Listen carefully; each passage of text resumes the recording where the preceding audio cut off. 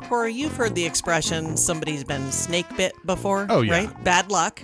Somebody with bad luck. Well, not doing too hot. No, we're going to meet a guy that is taking snake bit to the next level. You've also heard the expression Netflix and chill. Have I? Yeah, well, sounds like a lot of fun, but not when it involves 6-year-olds. Ooh, no. That could screw up the mood a little bit. And while we're at it, why don't we take a joyride with a Florida freak down the Florida Turnpike? Let's do it. All that and more coming up on this week's episode of the Florida Freak Show. Hurry, hurry, hurry!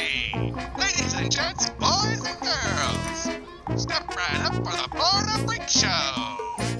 Welcome back to the Florida Freak Show. I'm Cory O'Donnell. And I'm Kirsten O'Donnell. And if you've ever read a Florida story online or seen a Sunshine State newscast, you know that Florida's greatest export are weird stories about the people who live and play here. And we have a few of those, don't we, Kirsten? Weird, wild stuff, as always, from the Sunshine Good. State. This one's headline comes from the New York Post. Oh. So at 1 o'clock a.m. Saturday in Sebastian, Florida, waterfront biker bar Earl's Hideaway Lounge was closing up for the evening. Okay. When 27-year-old Lance Walters stormed in demanding a drink.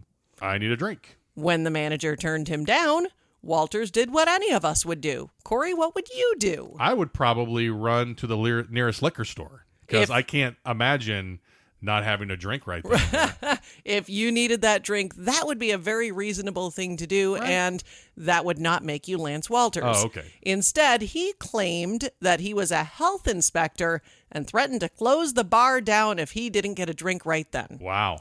Again, the manager denied his request, so Walters changed his story, saying then that his father was the chief of police in nearby Palm Bay. Really? When the manager turned him down again, Walters then dared the manager to hit him so he could get the business closed down. And at that point, they just decided to call the cops on him. Okay. The police found Walters in the parking lot yelling at bar employees. He gave the cops yet another story. As you do. Saying his father owned the bar, so he was allowed to be there. Oh, well. Walters was arrested for trespassing and resisting arrest without violence. So this guy just sounds like a fountain. He's a fountain of cover stories, right? For his behavior. First, he wants a drink. Then he's a health inspector who's also the son of a police chief. I'm just trying to follow along. And then his dad, so that same police chief, owns the bar. I mean, maybe one's a stepdad, but yeah. It could be, I guess. Could be. The logic train I'm following is not so good. But don't you think he was in 4 different places? I mean, desperate times. Right? Whatever happened to that's my story and I'm sticking to it. Yeah, you know, I'm a big believer in that. Pick a story, commit to it. Commit to it. And double down if you have to. Double down. I'm going to double down. You got to do it. You know what he needed? What do you need to get in anywhere? Oh, I know this. Yeah. Clipboard and a confident wave. That's right. You need a clipboard. You need a confident wave. Yeah. You need an attitude of belongingness. Right. A little gravitas, perhaps, but not too much. Yeah. Bordering on cockiness. It's like, I'm where I'm supposed to be, and I'm doing what I'm supposed to be doing. And I've got a clipboard. That makes me official. That's right. I got stuff to do. Exactly. I think also, maybe a jumpsuit with your name embroidered on it would work. Especially in a very working class bar like this sounds like it is. Or an embroidered hat. Sure. I mean, I'm sure you can get a hat embroidered with health inspector. That's nothing. I mean, I've seen... Probably cost you less than that drink. Absolutely. If you can get one that says Beaver Patrol on it. That's the way to go. Female body inspector, FBI, right? Absolutely, yeah. I think just health inspector wasn't the right cover story for him. Maybe he had to say that he was liquor quality control. Oh, that's really good. Right. Right? I was liquor quality control, and I need you to pour me a shot. That's right. I gotta make sure that this tequila is the good stuff. Right. And Lance obviously really needs a drink at this hour in order to go through this entire charade. But I'm just wondering, have you ever pretended to be someone else? Maybe not necessarily for a drink, but just, out of fun? Pretty much my entire 20s and 30s. Oh, yeah. But I got a lot of free drinks in those years. Hey. So, it paid off for me. Clipboard a confident way probably made it happen. Sure. Yeah. Absolutely. Yeah, those are words to live by, if nothing else. Here's another question about his cover story. Yeah. if you're going to say my dad's the chief of police, Right. which kind of a weird story, but Just because it's kind of easy to either know or look up. why would you pick maybe this is why. Why would you pick a town like 10 miles away and say, you need to give me a drink? My dad's the chief of police on the other side of the county? Right. It's so obvious that nobody could make up this story that it must be true. There you go. There you go. You know, it's like nobody would say that that their father's a chief of police if it wasn't really the case, would it be? I don't think so, no. I don't know. Yeah. Who would be that devious? Lance has really thought this whole thing through. I just feel like there are easier ways to get a free drink. Me too. You know, and this is going to sound very sexist, Yeah. but, you know, Just being sidle a woman. up to some guy that looks like he's, hey, Right. How about- Or slap on a how little about buying a girl a aftershave. drink? Slap on a little aftershave. Yeah. You know, Yeah. Yeah, put on some nice duds. gussy it up a little. Put a little Dapper Dan in your hair. Just, make it. Nice pomade. Yeah, just look presentable. Yeah. How to Get Free Drinks by Right. Kirsten and Cory. All right. The next story comes to us from the Fort Myers News Press. Hey, I know those peeps. You actually know the author of the story, Oh, Michael really? Braun. Oh, yeah, I know Mike. Yes. That's great. Yes, absolutely. So your old stomping grounds Mm-hmm. here. The story goes, Justin Stuller of Estero, who is part owner of a kayak and canoe rental shop, is obviously used to spending time in the water, right? Swimming, fishing, boating. Yeah, he's a water guy. Water guy. There you go. Just like Kevin Costner in Yeah. Waterworld. A while back, he even tangled with an alligator, and he has a scar to prove it. So he's a tough Wow. dude. Well, after last week, Stuller's well on his way to another battle scar. Oh. He's now sporting a couple dozen stitches on his leg from a bite from an 8-foot lemon shark that came after him while he was lobstering with his wife and kids. Whoa. Now, Stuller's been a certified diver since he was 12. Last Wednesday, he, his wife, and his kids were swimming when the shark came after a fish near him, rolled him over, and took a chomp out of his leg. Man. Nobody noticed anything at first until he surfaced and started yelling. Yeah. Fortunately, he has learned from his previous bite experiences Yep. and keeps a full first aid kit on his boat, Smart. including gauze and pressure bandages. The bite was deep, but it didn't hit any bones or tendons. Oh, that's good. His wife says he was very grumpy the next day. Not so much because of the bite, but because he couldn't go in the water with everyone else. I mean, this guy's been bitten by a shark and a gator. I mean, he must smell like seasoned steak. Is his the sweat made of Old Bay? Oh, I nice. I mean, something is attracting him. Maybe instead of an aftershave, he's using like a marinade. Yeah. I mean, something's attracting him to these predators. He must smell delicious. Yeah. Absolutely. And probably tastes like chicken, would be my guess. Yeah. Right? I would think so. The best part about this whole thing is he has a trump card over everybody's pain story. You can't ever complain about pain to Justin. Forget about it. Yeah. It's like, what? Oh, an anvil dropped on your head? I was bitten by a shark. Oh, take that, Wile E. Coyote. Yeah. I got this all day long. Shark, gator bites. Good luck to you. So it's funny. I don't remember who I was talking to the other day. I think I was on some kind of a conference call. And there were some non-Florida folk on the call. Yeah. And somebody actually said, we were talking about golf courses and alligators, and somebody said, Oh, right. Florida has alligators on its golf courses. Oh, yeah. And I was like, I've seen... Part of the fun of going out and playing golf. I have seen more alligators on golf courses than any other place I Yeah. have ever been in Florida. Yeah, you're more likely to see them on a golf course than just about anywhere else. Absolutely. Just because you're closer to all of them if you're living in You're, town. and you're close to the water and Yep. all of that. But, it just makes me think like the difference in perspective we had when first moving down here Right. and thinking about alligators Yep. to now where they're almost blasé in a weird way.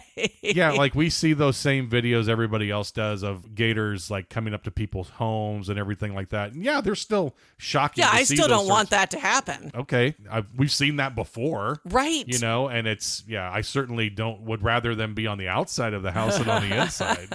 So it just made me think, you growing up in Missouri, one of the things that you really enjoyed doing as a kid Yep. and as a young man, a young Right. lad, Yeah. was going on float trips. Oh, yeah. going for a float down the river. Yeah, canoeing down the river. It's always so much fun. In my mind, it's always in inner tubes that are strung together. I don't know why. Oh, right. Yeah. I think you're thinking of a lazy river. Oh, I love a lazy river. Who doesn't love a lazy river? You know what the best part of a lazy river is? Yeah. No alligators. No alligators. No things that you can step on to like poke your feet and everything that. No alligators, no sharks. Anyway, so people sometimes talk about float trips here, like, oh, you've got to go floating down the blah blah river. Right. And I'm always like, I don't think I want my bottom half hanging out an inner tube while I'm floating down a river in Florida where every body of water has alligators. Yeah, and we're so close to the Everglades too that you start thinking of all of the critters, and they could be anywhere. And I don't want anything to do with that. I honestly don't know why in my mind it is inner tubes. I guess because you would just call it canoeing if you were canoeing. Well, yeah, I mean, float trip just sounds more, I don't know, lighthearted and fun. And and canoeing is work. Canoeing is not that much work. I mean, and plus it's a way to track your cooler and all of your goodies and your adult beverages to the next stop. Can I just float on the cooler? You could. Okay. There's nothing that says you can't.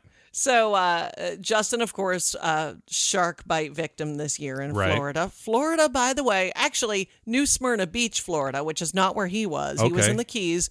New Smyrna Beach, Florida, shark bite capital of the world. That is a moniker I would not want to have. It's a dubious distinction. Yeah. Absolutely. Yeah. I guess if you're a risk taker, thrill seeker. Yeah. You might want to go to the shark bite capital of the world. Well, we've been told since we moved here that Florida's the lightning capital of the world, which I found out it isn't. Oh. Only the lightning capital of the United States. Okay. Well, so still not too bad. Yeah. We're kind of a risky little place. We really are. Yeah. I know I get weirded out when lightning strikes around here. Yeah, the hurricanes are just like a small part of it. Just the lightning is just a skosh. The lightning is, and lightning kills more people than any other natural phenomena. So, hey, welcome to Florida. Good to be here.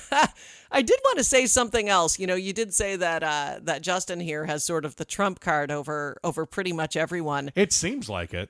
You would think so. Yeah. However, he has nothing on Kyle Cook of Lakeland. Oh, okay. A while back, Mr. Cook, in a 4-year stretch, was bitten by a rattlesnake, a brown recluse, and was also struck by lightning. The trifecta. Right? It's like the Gordie Howe hat trick of life. Of Florida recluse, life, maybe. Florida life, right. Rattlesnake, recluse, and struck by lightning. None of those sound fun at all. No, but it's like the Triple Crown. I like it. And what's scary about those is that those can happen anywhere in Florida, as opposed to the gator and the shark. It's probably less likely that you're going to get in a shark bite unless you're in the water. And gator, I mean, that could happen anywhere, but snakes and blah. Yeah. Forget it. So it's Old Home Week here on the Florida Freak Show. Oh, really? We just did a story from the news press. Yeah. Well, why don't we just bring it around to fox4now.com? Oh, I know them too. A 6-year-old in Punta Gorda brought home a flyer for his summer camp's movie-themed pajama party at the Herald Avenue Rec Center in Port Charlotte. That sounds like fun. The theme of the party? Netflix and chill. What?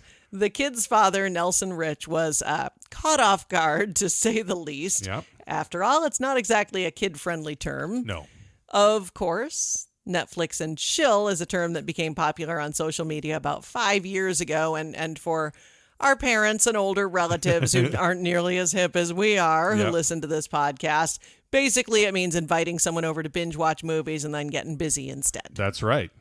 Obviously not the most child-appropriate theme for not a pajama so party. No. The camp, by the way, has not commented about the incident, but it did change the name of the pajama party and sent home new flyers to parents once it came to their attention. Well, all's well that ends well, then, right? I guess if you're going to connect with kids, you got to speak the language. And I think that this was an honest mistake, but it's just, you got to know what Netflix and chill means before you start talking about it with 6-year-olds. Yeah, I think so.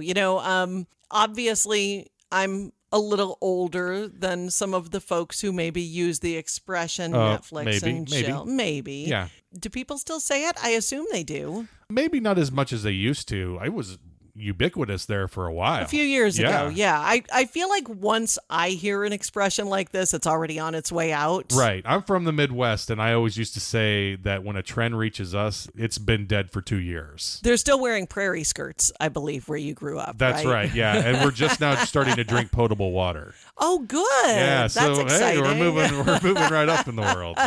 Well, I was thinking about it, and I thought, well, what were some of the other big expressions that became popular in like 2015 to see if, they had the same lasting power as Netflix and chill. Sure. Yeah. Things the kids say. Yeah. Kids say the darndest things after all. Right.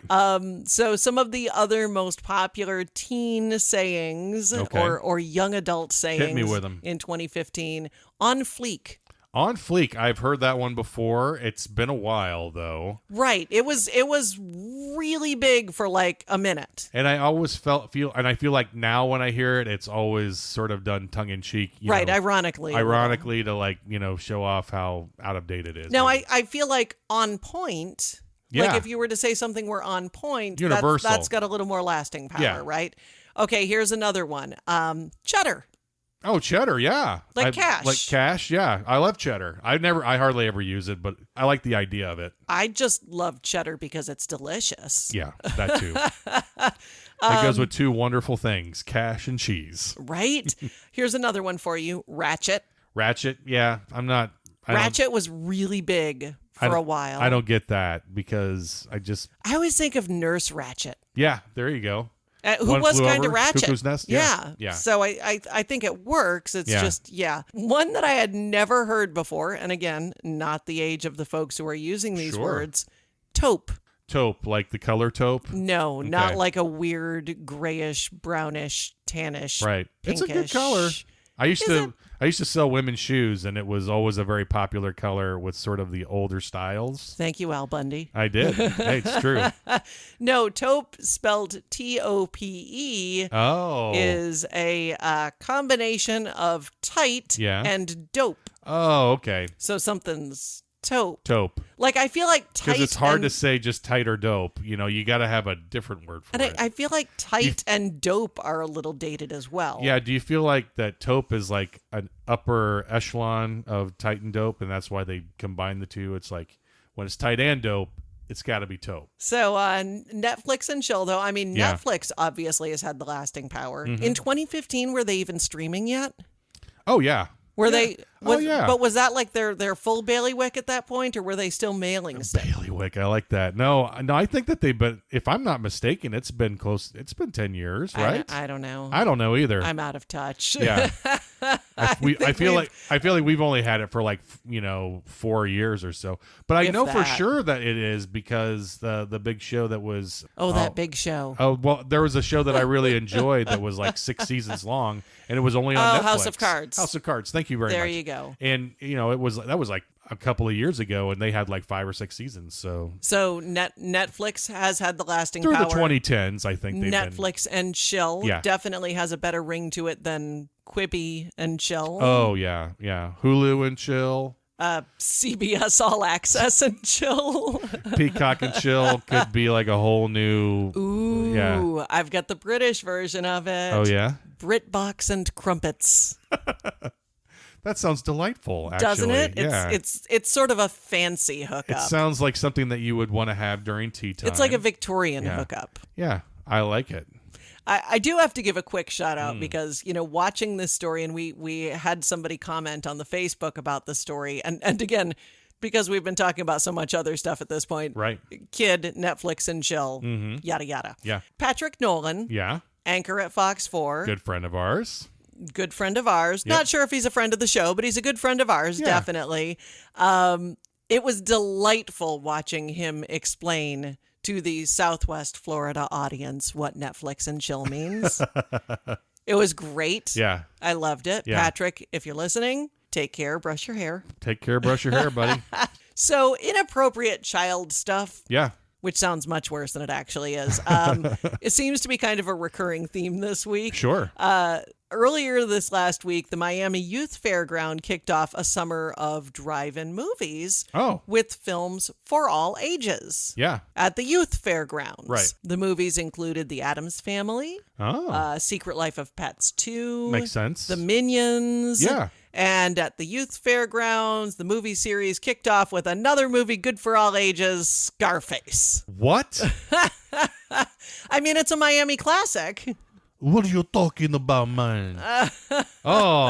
Scarface? Scarface. Movie for all ages. All ages. So, all right, so Scarface obviously has a G rating. Oh, right, well, for general audiences. I'm sure, general audiences, You absolutely. know, actually, now that I think about it, I think they did have to make some concessions in order to get that G rating, like maybe by only having like a hill of Coke as opposed to a mountain of Coke. They reduced, I think, it down to just one chainsaw blood massacre on Miami Beach. You know, the sacrifices you make to get the rating you want De in Palma Hollywood. was it was very important for him to get that G rating, to make sure that he could compete with all the Disney movies. So there you go. Yeah. Well, moving on. This next story comes to us from the South Florida Sun Sentinel. Oh. Drivers on Florida's Turnpike last Saturday saw something you definitely don't see every day. Oh. A man who appeared to be wearing just a t-shirt and his skivvies riding on the hood of a northbound semi. So it's like a Walter White character riding on the hood of a semi. Perhaps, yes, on the Turnpike.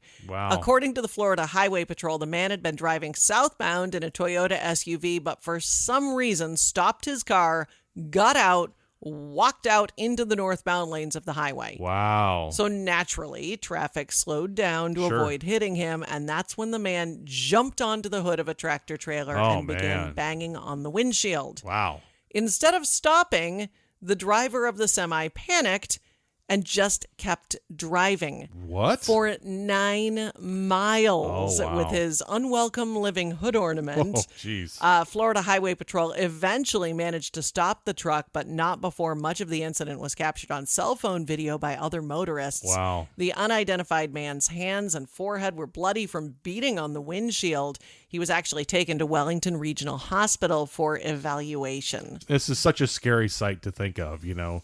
What would you do if you saw a guy just walking in the middle of the road? I mean, how do you react to that? On a busy interstate. Yeah. I mean, you got to slow down, obviously. Try not to hit him. I don't know how I would react if he jumped up on the hood of my car. Right. I don't know if I admire or are alarmed by the semi-driver's commitment to just keep going? Right. Like, he's obviously going to be frustrated that the guy's up on there, but at the same time, it's like, what do I do? You did high school drama. I did high school drama. The first thing they teach you, if somebody messes up, if something unexpected happened, you got to keep going. You just keep going. Yeah. And I feel like that's what this driver did. Like, he just didn't know what to do, so he just kept going, which is terrifying. It is.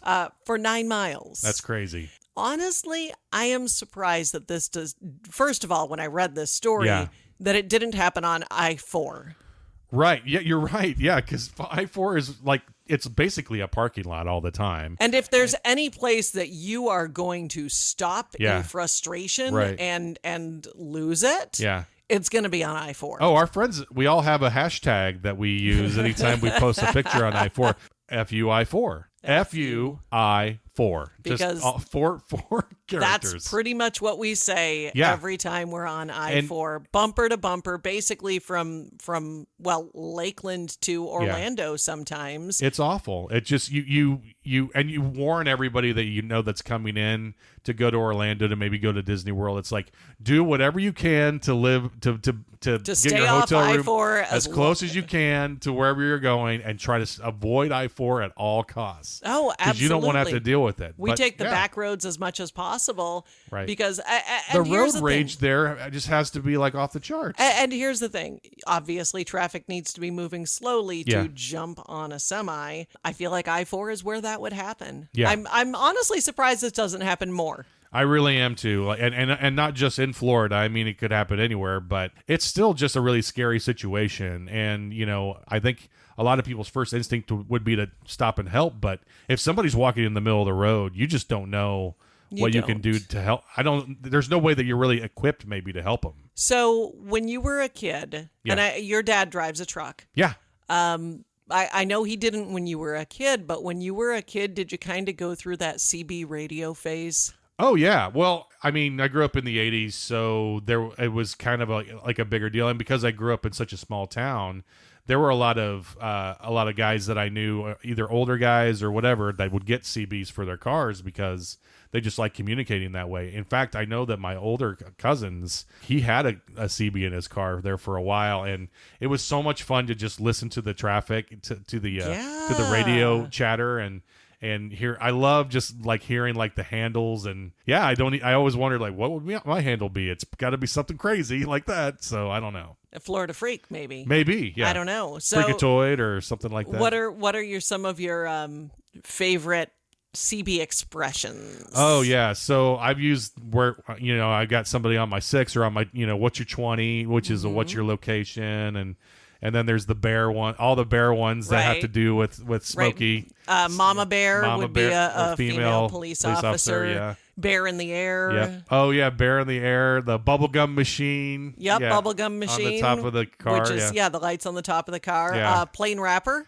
Plane rapper, that would be an unmarked police car. Right, yep. Unmarked police car.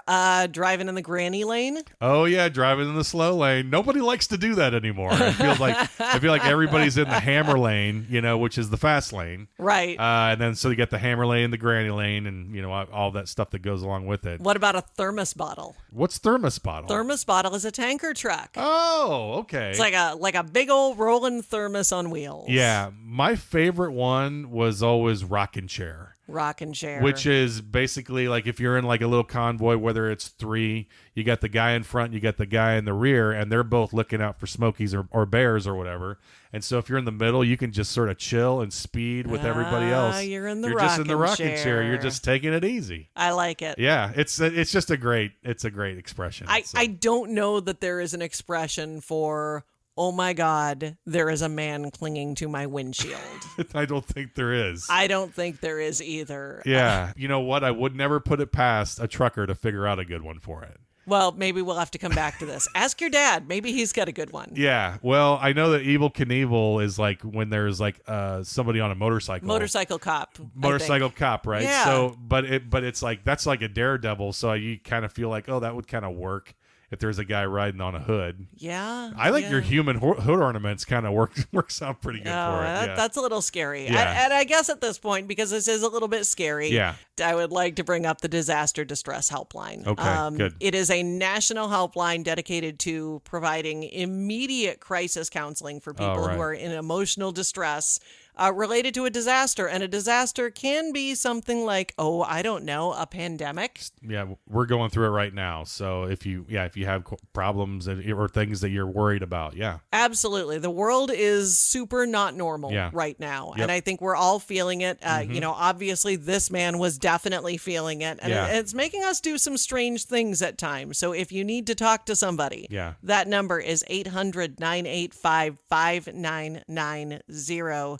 Disaster Distress Helpline. It really, in times like this, it's important. It's always important to talk to people, about what's going on. Thanks for sharing that. So, Corey, what did we learn this week? Well, I learned that if you threaten to shut down a bar, don't expect the bartender to buy you a drink. Oh, well, there you go. I learned that here in Florida, it's always Shark Week. Oh, definitely. I also learned that 6-year-olds don't need a hard sell. You had them at Netflix. Seriously. That's all you gotta say. All you have to say is there's going to be pizza. Will there be pizza? Will there be cake? We will go. I will go.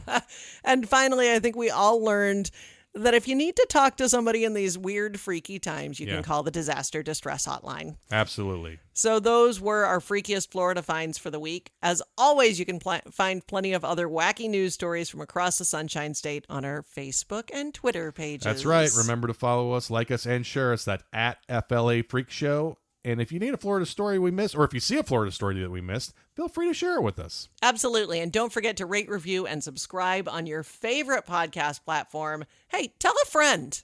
It really helps us out, helps us find more freaky fans like you. We need more fans, right? And I want to thank everyone who voted for us in the 15th Annual Podcast Awards.